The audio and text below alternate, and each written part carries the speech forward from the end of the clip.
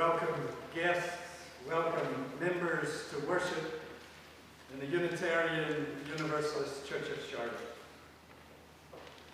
We're here on a late summer's morning to create anew this spiritual community, to reconstitute our congregation through our presence.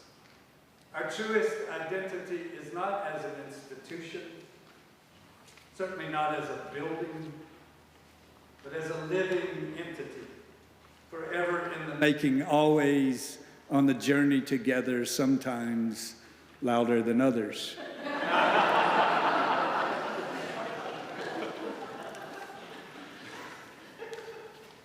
Trust me, it was brilliant. This year, much of our... It was about welcoming you. This year, much of our journey is being shaped by a common theme, what we hold most dear, exploring and integrating our individual and collective spirituality. We come together to connect deeply with our better selves, with one another, with what we hold most dear. Across all that might divide us, were it to be our focus, we come together to listen to a deep spiritual summons, to see our common humanity in all, with whom we share our fragile blue planet. You saw it on the screen, you see it on the cover of your order, Maya Angelou's profession of faith. We are more alike, my friends, than we are unalike. As we prepare to sing a new song, it's one we're all learning. If you don't know it, you're in very good company. As we prepare to sing, turn to someone near you and say to them, we are more alike, my friend, than we are unalike. Welcome.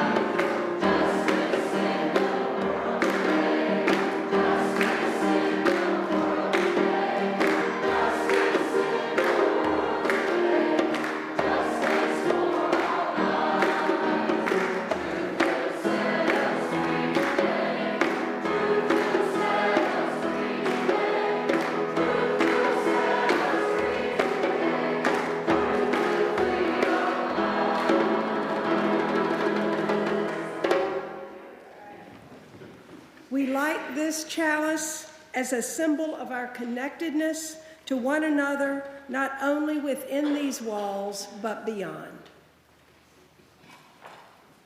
For all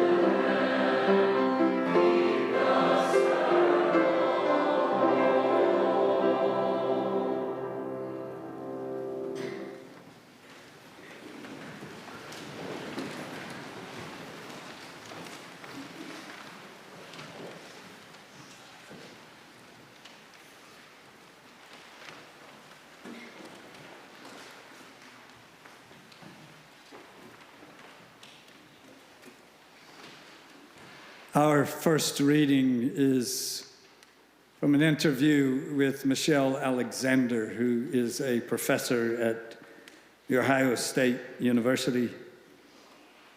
Her book, The New Jim Crow, is one many of us are engaging with. She was in conversation with Krista Tippett on the national public radio show On Being. Michelle Alexander said in part, and this is simply a transcript of what she said, so it sounds very conversational. I've been thinking a lot, she said, about love lately, about this notion of revolutionary love and what it means. And I think for me, what it means to be fully human is to open ourselves to fully loving one another in an unsentimental way. I'm not talking about the romantic love or the idealized version of love, but that the simple act of caring for one another and being aware of our connectedness as human beings, and also the reality of our suffering. And the reality that we make a lot of mistakes, and we struggle, and we fail. That's all part of being human. We suffer, we love, we struggle, we fail, and then we love again. And I think trying not to imagine that we're anything more or less than that, as human beings struggling to love and to find our way, making mistakes, but still yearning for a deeper connection and a sense of purpose is what our lives, is what being human is all about. If we are going to evolve spiritually, Michelle Alexander said, if we're going to evolve spiritually as human beings, we're going to lean into caring more and loving more for one another and honoring our connectedness and our oneness and resist that impulse, that fear-driven impulse to divide and label and react with punitiveness rather than care and concern.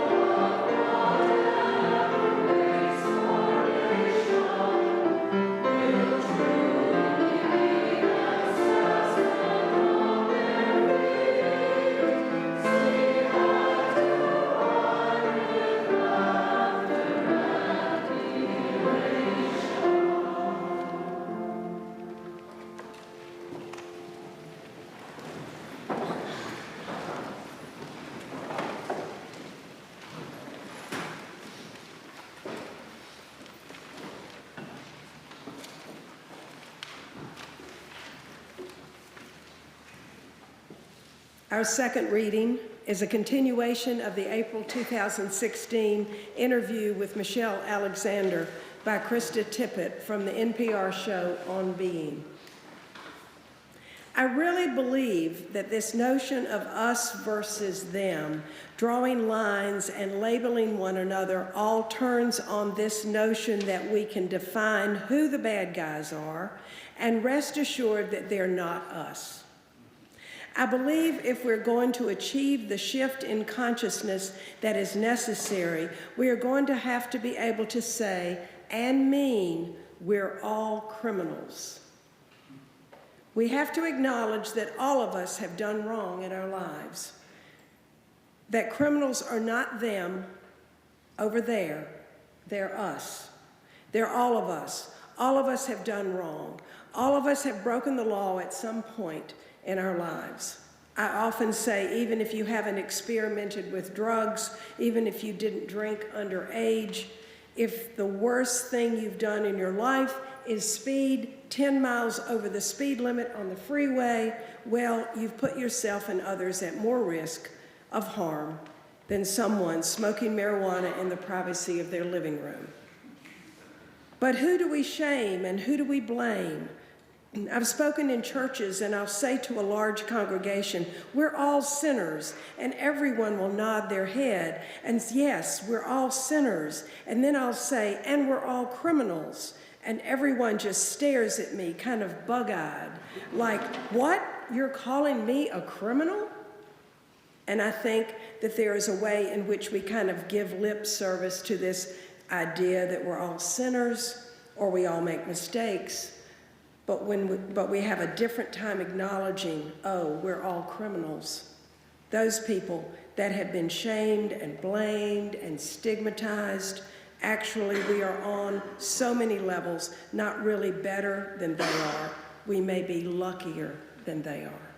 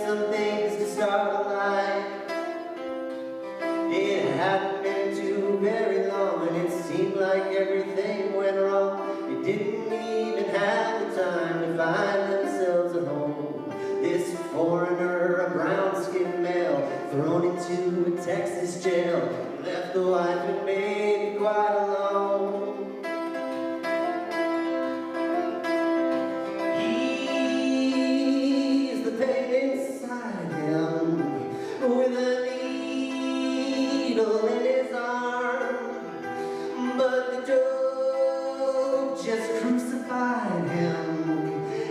he died to no one's great alarm. Come lay, help us lay Border down. And we're gonna raise the prisons to the ground. Kilowog was an agent, 65, who stood a chance to stay alive and leave the joint and walk the streets again. As the time he was to leave drew near, he suffered all the joy and fear of leaving 35 years in the pen. On the day of his release, he was approached by the police, who took him to the warden, walking slowly by his side.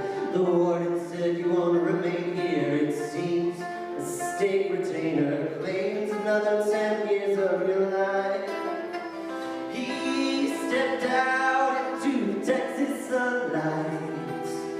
The cops all stood around. Oh, Kilowog ran 50 yards. Then he threw himself down on the ground. They might have laid that old man down. We're gonna raise the prisons to the ground. Help us raise the prisons to the ground.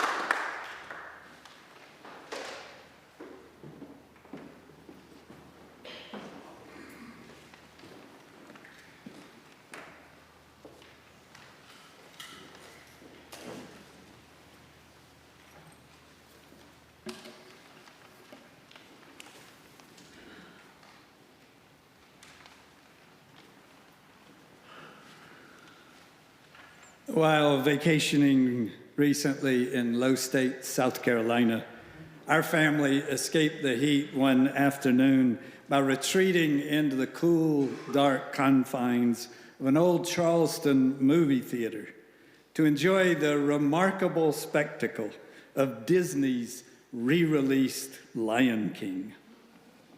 Coming, can it be, a quarter century after the original? It took about $260 million to create this photorealistic computer-animated remake. And yet, for all of its technical wizardry, the film relies on the exact same compellingly sappy story of the young cub Simba's poignantly painful journey to assume his rightful reign as king. And it opens, just as the original did, with the song, Circle of Life.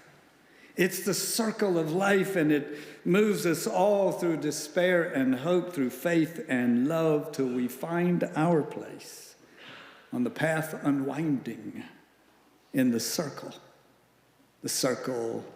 of life.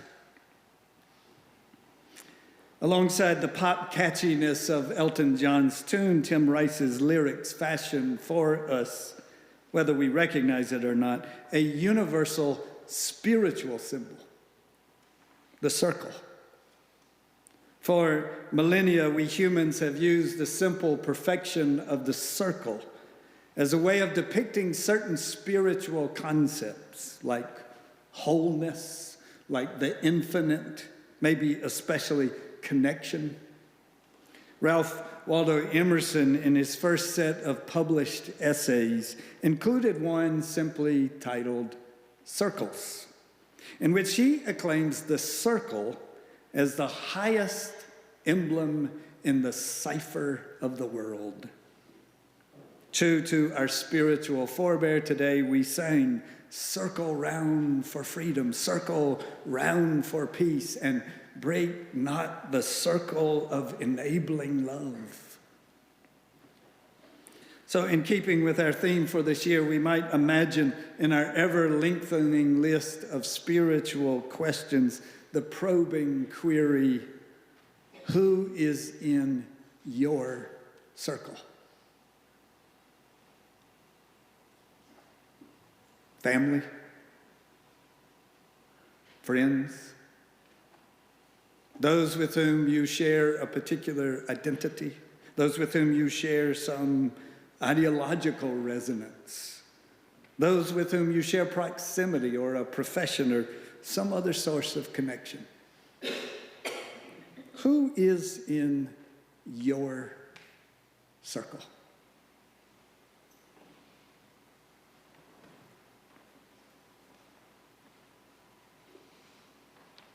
Also, in keeping with our theme, the individual question, who is in your circle, my circle, has a collective component. Who is in our circle? It may be one of the most important collective spiritual questions we can ask. Twice in the early months of 1950, Albert Einstein sent a similarly worded letter of condolence to grieving fathers.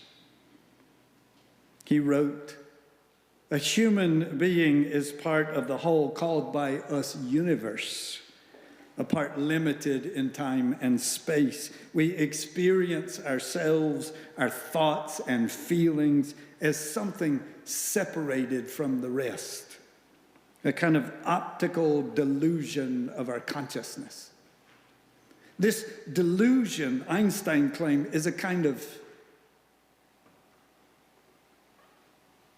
prison for us, restricting us to our personal desires and to affection for a few persons nearest to us." He admitted our circles tend to be fairly small, restricted, as he put it. Einstein continued, "Our task must be to free ourselves from this prison by widening our circle of compassion." Acknowledging how challenging that is, he wrote, "Nobody's able to achieve this completely, but the striving for such achievement is itself part of the liberation and a foundation for inner security." It's a graphically spiritual metaphor. We're imprisoned by the narrowness of our concern, the restrictedness of our circle.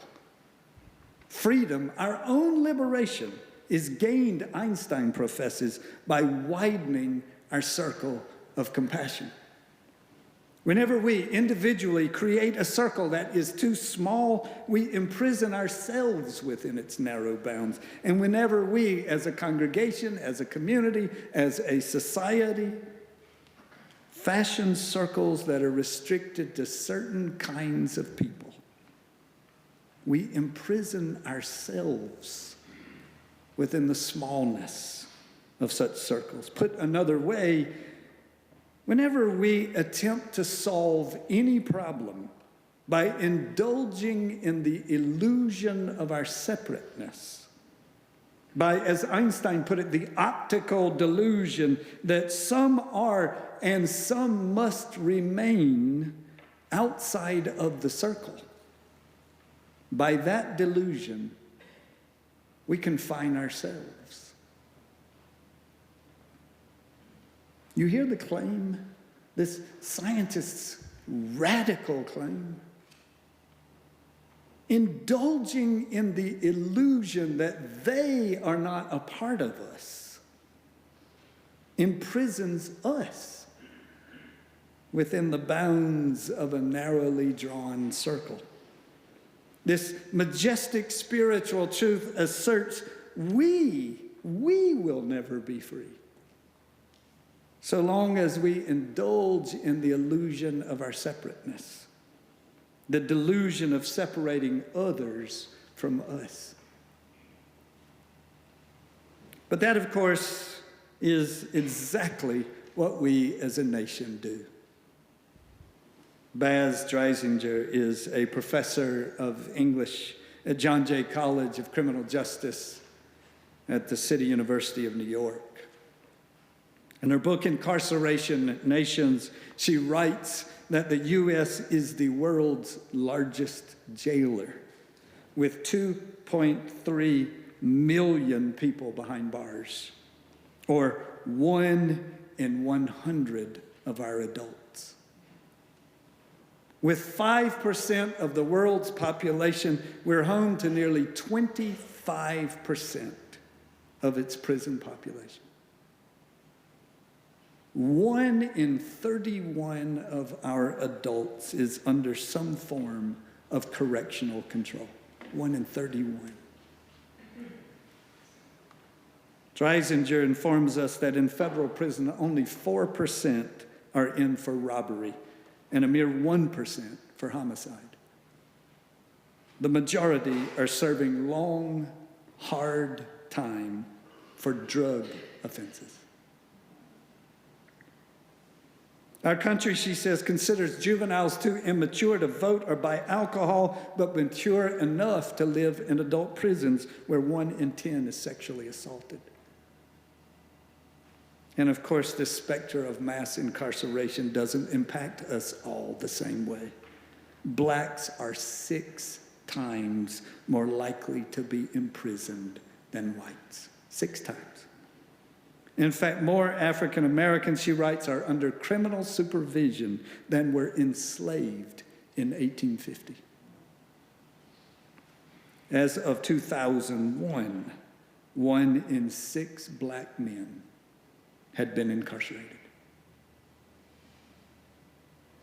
2005, Human Rights Watch counted more than 2,000 Americans serving life without parole for crimes they committed as juveniles.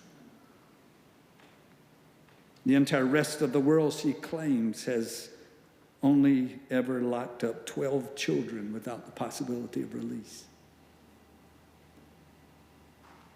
And she reminds us we are one of just 9 countries who punish via both life sentences and the death penalty.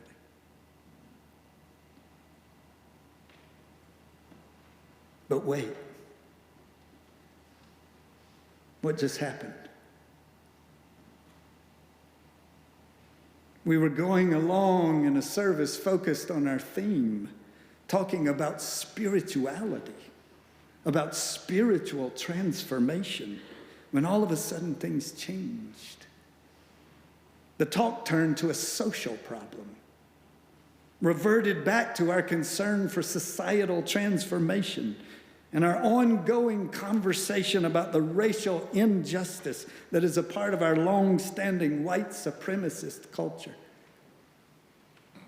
How did spirituality suddenly get switched out for yet another social concern?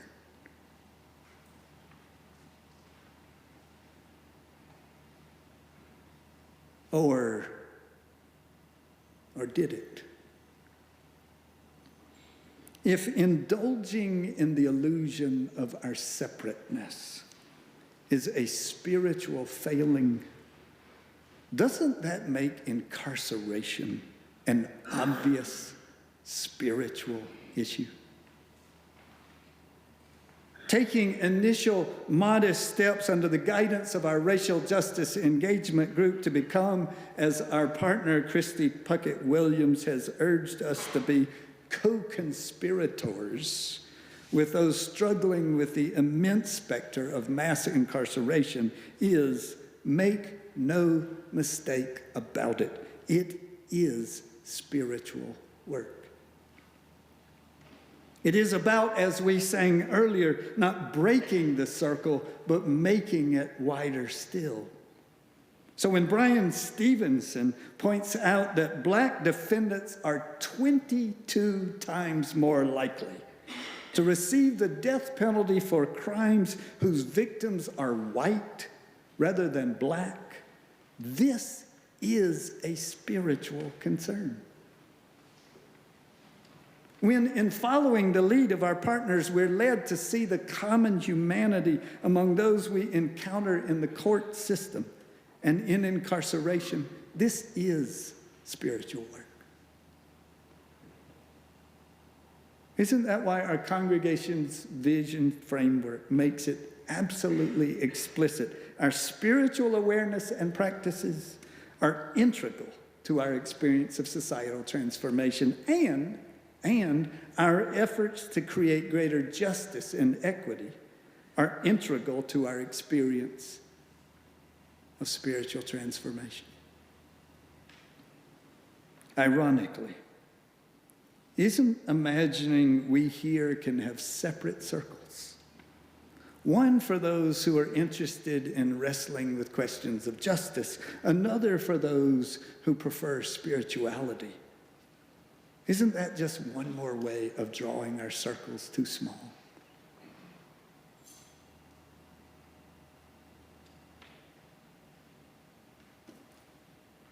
Who is in your circle? Who is in my circle? Who is in our circle? I've long loved that wonderful image from Wendell Berry. We clasp the hands of those who go before us and the hands of those who come after us. We enter the circle of one another's arms and the larger circle of lovers whose hands are joined in a dance, and the larger circle of all creatures passing in and out of life who move also in a dance to a music so subtle and vast that no ear hears it except in fragments.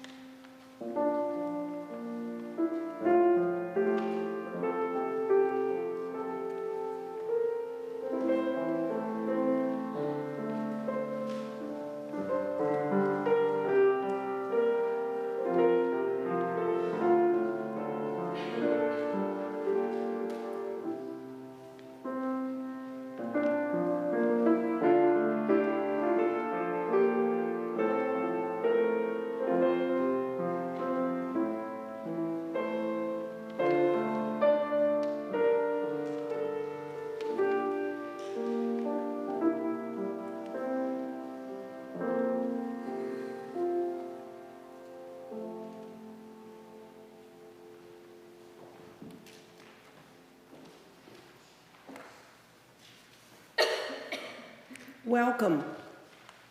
We're happy you're with us today in this room or joining us remotely. We're pleased to have guests with us.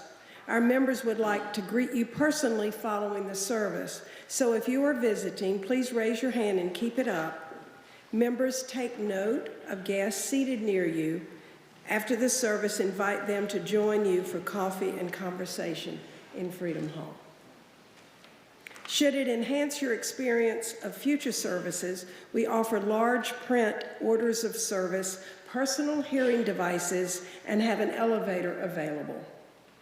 If you'd like to learn more about us, please fill out a yellow card and place it in the offering basket later in the service. Members with a life event to share can do so on the reverse side of the card. The cards and offering envelopes are on the clipboards at the end of the rows. Please begin passing them now. Visitors interested in hearing about how to become a member can talk with our membership coordinator, Kelly Green. Her contact information is on the back of your order. Again, to each of you, welcome. My name is Barbara Conrad. I've been a member here for 15 years, and I currently serve on the Intersectional Justice team. Today, I want to talk about how incarceration has informed my spirituality. Lately, I've been sitting in court a lot, as others of you have also. Along with Christy Puckett Williams, we're fighting to transform the criminal justice system. Christy is one of our community allies, or as Jay told you, we're co-conspirators, as she would call us, that our congregation has partnered with. We go to court, take notes, listen, watch. Our records will be used to fight the cash bail system, one piece of the prison industrial complex that keeps people locked up because they are poor. Here's what I see when I'm in court. Most are brown or black. Many who can't pay bail while awaiting trial will lose their jobs, their homes, their families, their dignity. Some have an advocate who has come to speak for them, a father, grandmother, a teenage son. In the end, most do not go home. What we don't see is that these fellow humans sitting on benches beside us in the courtroom are victims of a history that goes all the way back to the end of the Civil War. From slavery to slavery by another name. And that's where the spiritual part comes in for me. Here's a quick recap. After the war, Reconstruction is cut short. The 13th Amendment says all people are free except for criminals. Nostalgia for free labor again is strong among white people. Southern states institute black codes and terrorism to keep African Americans down. Hundreds of African American citizens are arrested for vagrancy and fake debt. A barbaric system to convict leasing is established. And so it begins, a prison system fueled in time by a war on drugs and for-profit prison ownership. A system that today will tell those folks in court, no cash, no bail. But my spirituality is even more personal than this. For 25 years, I've worked at Urban Ministry Center, either as a volunteer or as staff. Many of our homeless neighbors have been incarcerated at least once. And though they've done their time, they can't get jobs, housing, or forgiveness. I think of Jerry, my friend for 8 years, until he died in 2010. Imprisoned before I met him, he joined my 3-year weekly writing group, toting his stories scratched on a yellow legal pad with a number 2 pencil. Jerry grew up in poverty and chaos, struggled with school, later with addiction, homelessness, depression, and prison. When he worked hard, but at $8 an hour, he could never even imagine the American dream. You might say Jerry had been incarcerated his whole life. Our system of racial injustice did that to him. Jerry and many others became my spiritual grace, my sanity, my salvation. They represent a bigger truth than I can see, an alternative to the world I live in, the one where we lock people away, where greed and profit dominate. Jerry would have given me the last dollar in his pocket. He loved his mother and brother, Johnny, and sister Priscilla. And when he'd tell his story, I'd feel my soul connecting with his. I'll close with a poem from that weekly writing group, which I think speaks to our human need to connect. It's called Vagabond. I have looked down the saddest city lane, watching people scurrying, never saying a thing, wondering why people are so aloft. Do they think they are really better off? I do not complain about my fate, even though I feel left out of the human race. Just a lonely soul looking in from outside, wondering and watching, trying to stay alive, needing to be part of life as a whole, a living, loving, caring sort of soul. But yet I feel as if I cannot win, just a wanderer in search of a friend.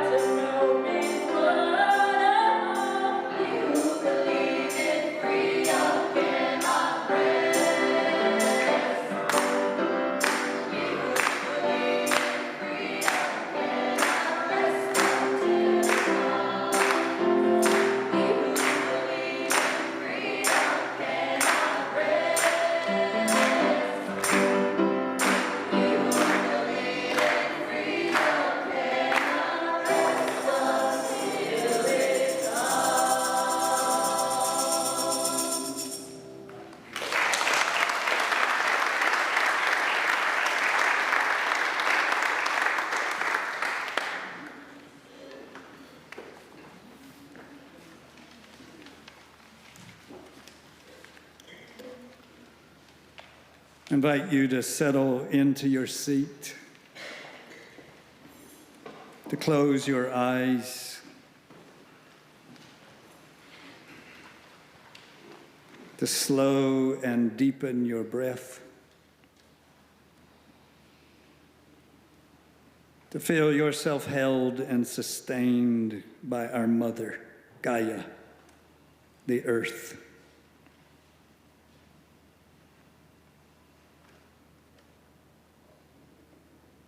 Call to your mind those you love most, your inner circle, those nearby and far away, the ones who are living, and those who remain a part of you through memory.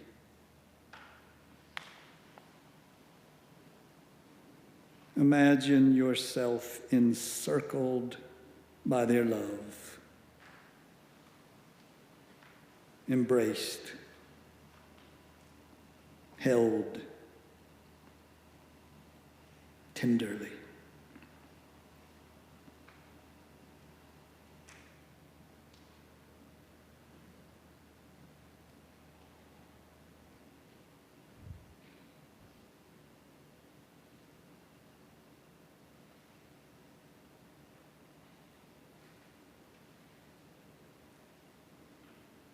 In the warm glow of that love, in that encircling compassion, I invite us all to call to mind those in jail just a few blocks from here, those imprisoned throughout our nation.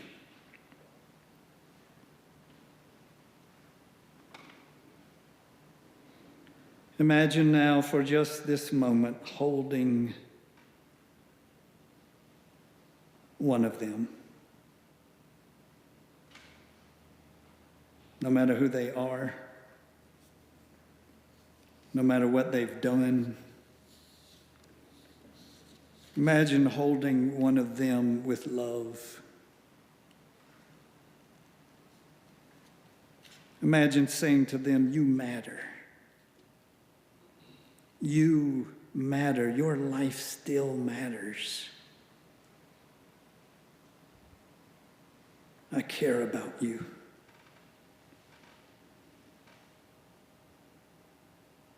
To prison cell, our thoughts to them are winging.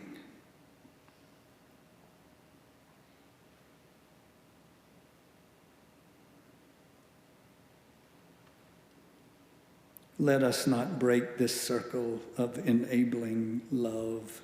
Let us make it ever wider until it includes all. And now let us bring that same love, that same compassionate intent back to this room and to each other,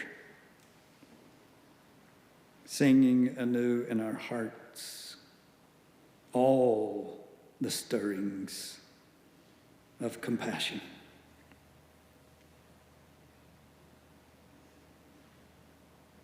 Namaste.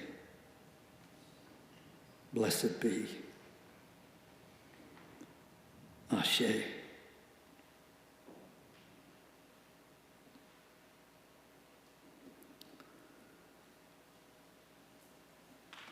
Because we included this story as we planned this service earlier this week, I've been thinking so much in these past few days about Donna Fisher, member of our congregation, our children's choir director, but a woman who now goes regularly into the Mecklenburg County Jail, sits with women in a circle, and says to them in Donna's inimitable way, "You matter. You still matter. I care about you." What a powerful vehicle you are, Donna, for all of what we hold dear. The story we actually told. I'm going to put you on the spot, as if I haven't already. Would you come up here? Because I want Donna to lead all of us. The story that we actually told is that when Donna goes into that room and she sits with those women, she often does what she does the best, and she sings with him, and she sings the song that we sang just last week. Will you lead us in that?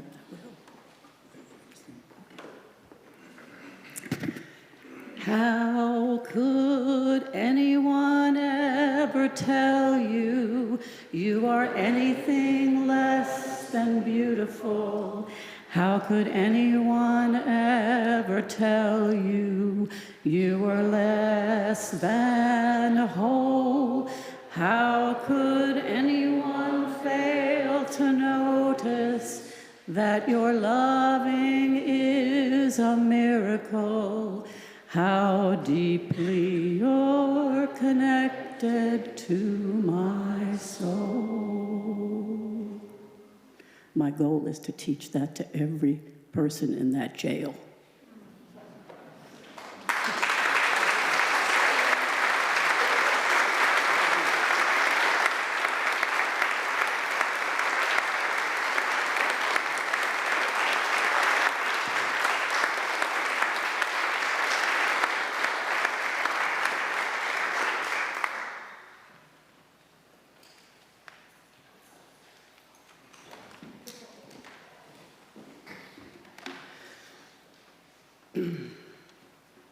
If we truly are connected as human beings, let us be so with intention and generosity and a caring spirit. The ushers will now collect the offering.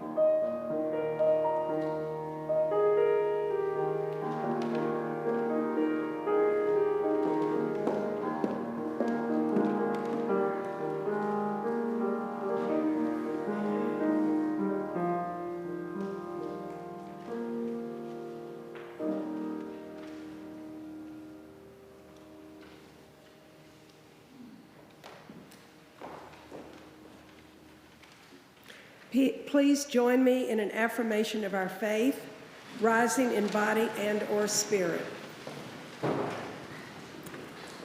May we know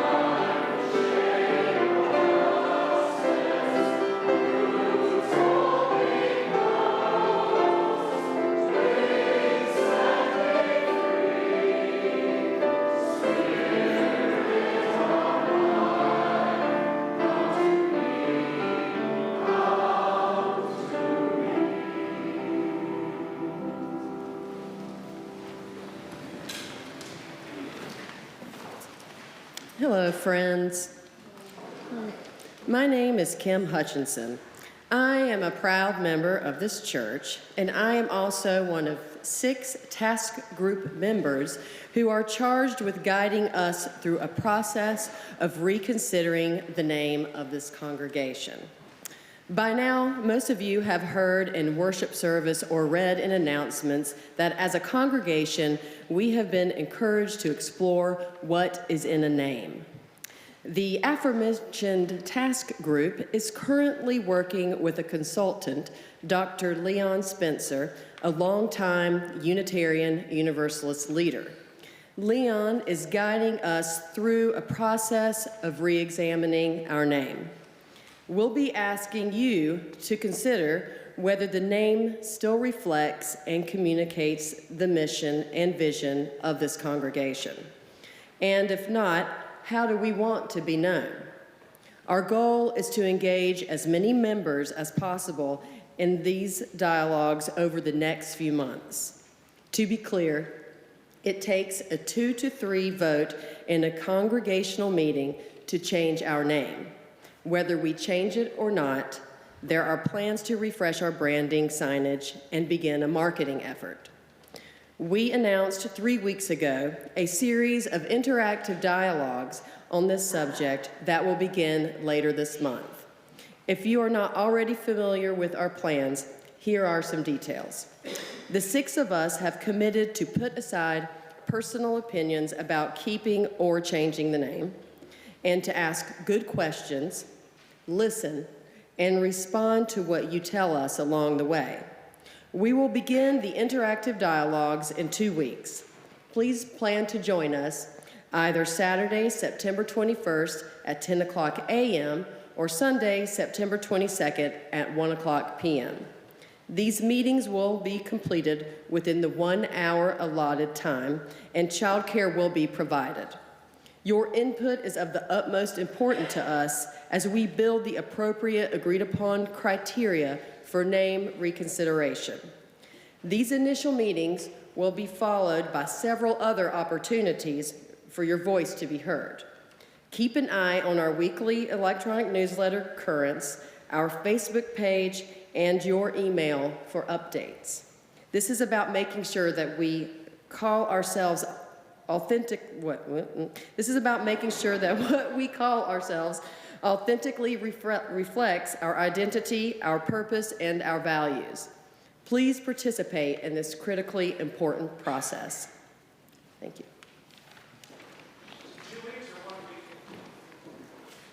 1 week. Oh, 1 week. It's actually this Saturday and next Sunday. You're good. Thank you, Kim. Yes, this coming Saturday and a week from today, Saturday 10 a.m., Sunday 1 p.m.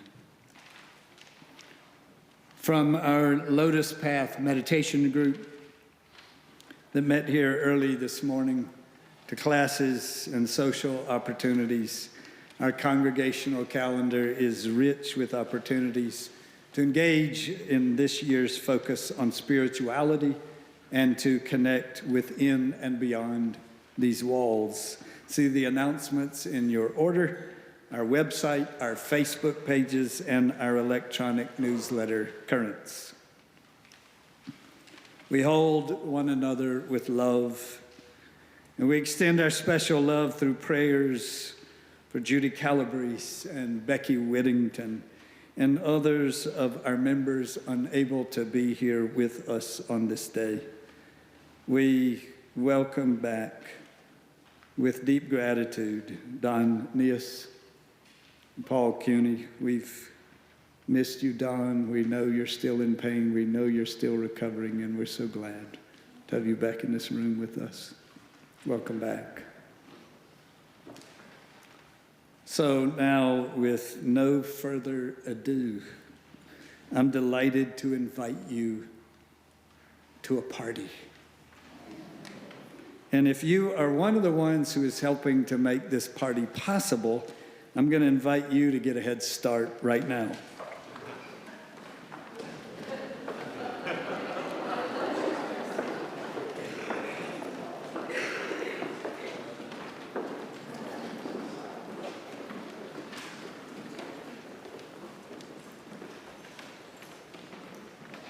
For the rest of us, we're going to forego the greeting line at the door so that we can reconvene for a special celebration in Freeman Hall as soon as possible. Let's go.